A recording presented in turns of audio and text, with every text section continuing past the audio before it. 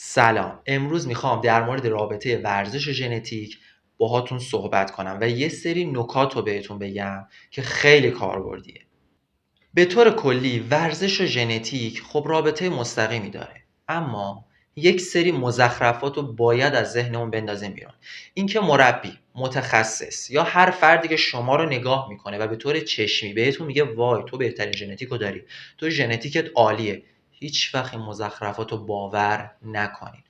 آخه یکی نیست به اونا بگه مگه شما برگه آزمایش منو نگاه کردی، مگه تو آزمایشگری، مگه تو نمیدونم چجوری میشه مثلا طرف بدونی که آزمایش خون تو رو هنوز ندیده بگه تو این فلان مشخصه رو داری فلان چیز رو نداری، یا طرف مثلا قدش کوتاهه بهش میگن تو ژنتیک خوبی نداری، یا طرف نمیدونم یه ذره حالا مثلا اضافه وزن داره یا خیلی لاغره میگن تو ژنتیکت بده. این مزخرفات رو باور نکنید. کسی که فقط به بدنتون نگاه میکنه و میگه شما ژنتیکتون خوبه یا ژنتیکتون بده، از این شخص فقط دوری کنید. اون شخص نه علم داره نه تخصص. در دنیای علم امروز هیچ کسی حرف 100% نمیزنه و فقط این موارد رو از طریق برگه آزمایش و دکتر متخصص میشه این موارد متوجه شد. پس گول این حرفا رو در قدم اول نخورید. در قدم دوم، برای قهرمان شدن و برای قوی‌تر شدن و برای موفق بودن اصلا توی یه رشته‌ای، حتی به شکل به طور مثال سرگرمی، کسی که داره فقط ورزش میکنه یا برای سلامتی، عملا خیلی نمیخواد وارد این مسائل تخصصی بشیم. اما ما یه پکیج کلی داریم برای بهتر شدن، برای قوی‌تر شدن، برای رشد کردن که هورمون‌ها توی اون تاثیرگذارن، عوامل داخلی و فیزیولوژیکی تاثیرگذارن، قلب تاثیرگذاره، کلا ژنتیک هم جزئی از این موارده و ژنتیک یک هرمه. شما ژنتیک به طور مثال یک هورمون نیست، ژنتیک یک هرمه که اینا تشکیل میدن ژنتیکو و این هاست که درون یک ژنتیکه و اینجوری نیست که مثلا شما فلان کارو بکنی و ژنتیک جهش پیدا کنه و تموم. نه، به این راحتی و به این موارد نیست. پس عیب روی خودتون نذارید که آیا من ژنتیکم بده یا من ژنتیکم خوبه.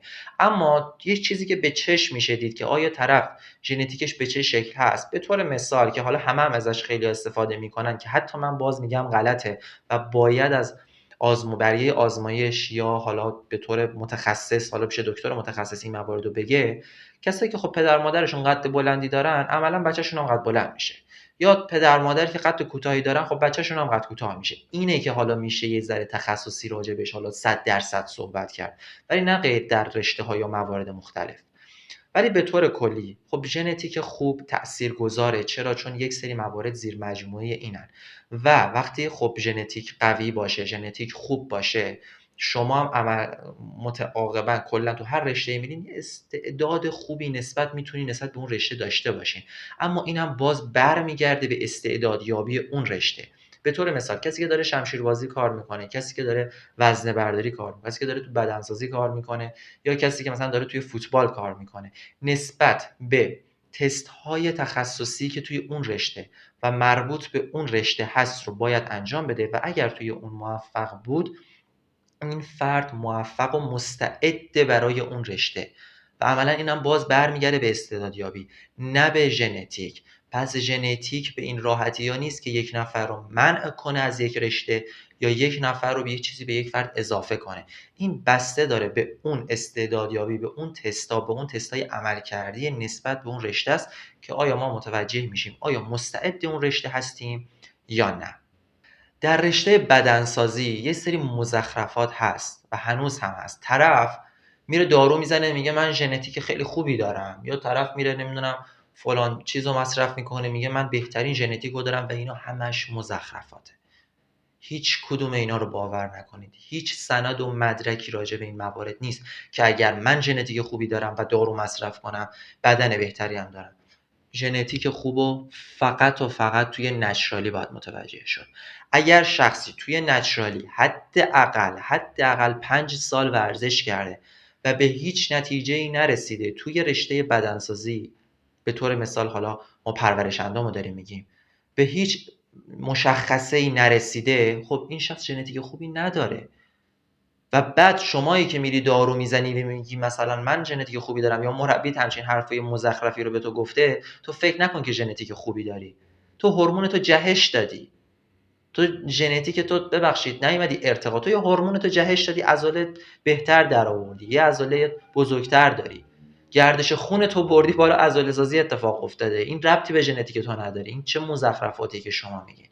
نمیدونم، من ژنتیکم طوریه که نمیدونم اینقدر اصلا به این چیزا نیست. ژنتیک خوبو باید توی نچرالی متوجه شد. مثل رونی کولمنی که تا 30 سالگی یک دارویی تزریق نکرده بود یا یه قرصی نخورده بود و نچرال تا مستر المپیا هم رفت. ژنتیک خوبو به طور مثال، حالا مشخصه که هست، کسایی که ژنتیک خوبی دارن عملا چربی اضافه نمیکنن. توی طور مثال پرورش‌یافته چربی رو بدنشون نمیاد عملا. اینکه حالا فرد لاغره، این فرد چاقه، این مشخصه رو داره، اصلا همچین چیزی نیست. حتی اون حرفی هم که در مورد چربی سوزی میزنن که کسایی که ژنتیک خیلی خوبی دارن چربیاشون پایینه، اونم مزخرفاته. ما الان یک سری داروها هست، وقتی شما میای این داروها رو ببخشید غیر مجاز و استروئیدی رو مصرف میکنی، شما داری هورمونتو ارتقا میدی، بدنتو داری جهش میدی. این ربطی به ژنتیک نداره. ژنتیک یعنی حالت طبیعی بدن. پس این مزخرفات رو باور نکنید. فلان بدنسازی که میاد تریبون دستشه، میکروفون دستشه، میگه همه چی به ژنتیک، به فلانه، همش دروغه. کسی که هورمونای خود و بدن خودش رو با یک دارو جهش داده و صبر اینو نداشته که حالا ببینی آیا بدن خوبی داره یا نداره، بدن خوب از نچرالی باید متوجه شد. پس الکی سمت داروها و مواردو که مثلا من اگر این دارو بزنم ژنتیکم اینجوریه فلانه، اصلا همچین چیزی نیست.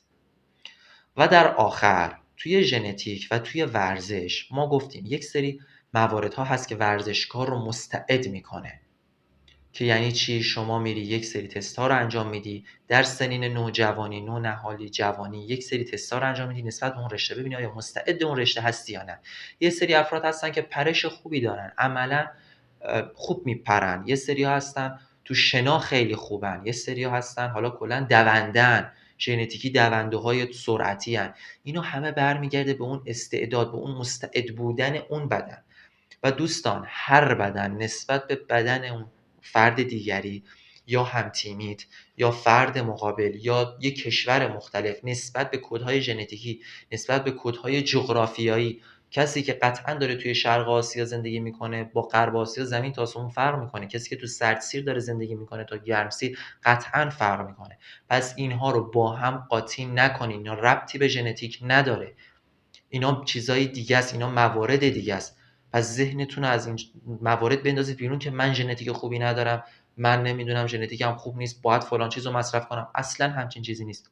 شما کم کم باید 5 سال زحمت بکشی، کم کم، و بعد از 5 سال متوجه میشی، تلاش کنی، و وقتی موفق نشدی بعد از 5 سال به طور حرفه‌ای با تمام موارد، نگاه کنید ما تغذیه رو داریم، ریکاوری رو داریم. حالا ریکاوری هم خودش یک دنیاست که حتما راجبش یک ویدیو درست میکنم و حتما براتون صحبت میکنم. تغذیه خودش یک دنیاست، بدنسازی مختص هر رشته، اینا همه با هم فرق میکنه. پس شما نباید بیاید یک چیزی رو برای خودتون، یک یا نمیدونم یک کوهی درست کنید یا یک تپه‌ای برای خودتون درست کنید و یه موانعی رو برای خودتون ایجاد کنید که من ژنتیک خوبی ندارم. اصلا همچین چیزی نیست. نگران همچین موضوعی نباشین. ولی اگر خواستین ببینید ژنتیکتون به چه شکل است، آیا ژنتیک خوبی دارین ندارین، اینها هم حتی باز ربطی به اون برگه آزمایش هم نداره. شما آیا مستعد یک رشته هستین یا نیستین؟ اگر توی به طور مثال فوتبال خوب نیستین، قطعا شاید توی کشتی خوب باشین، یا توی کشتی خوب نباشین توی دو میدانی خوب باشین، دو میدانی خوب نباشین توی شنا خوب باشین. اینو شما باید تشخیص بدین، حالا نسبت به اون استعدادا و حالا اون نوع بدنیتون، تیپ بدنیتون. سوال یا هر موردی نسبت به این موارد، نسبت به ژنتیک و ورزش داشتین، حتما برام کامنت کنید، حتما بهتون جواب میدم. خیلی سعی کردم بحثو خیلی تخصصی نکنم، وارد بحث‌های تخصصی و حالا آرناها و اینا نشم، یکم ساده‌تر و کاربردتر صحبت کنم که منظور هم راحت‌تر متوجه بشیم. و در آخر و حالا نکته اساسی که میخوام بهتون بگم، صبر داشته باشین، پشت کار داشته باشین و با استمرار قطعاً به اون چیزی که توی ورزش میخواین حتما میرسین، توی هر حیطه و رشته‌ای که هستین.